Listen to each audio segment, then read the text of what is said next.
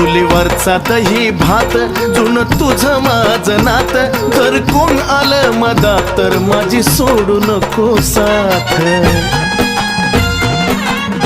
हे आई, चुलीवरचा दही भात जुन तुझं माझं नात, नव कोण आलं मधात तर माझी सोडू नको साथ.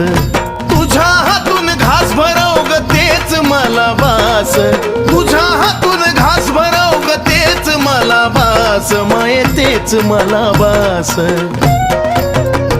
मग त्यावरी मी पुनवाचा सोडीन उपास, माये सोडीन उपास.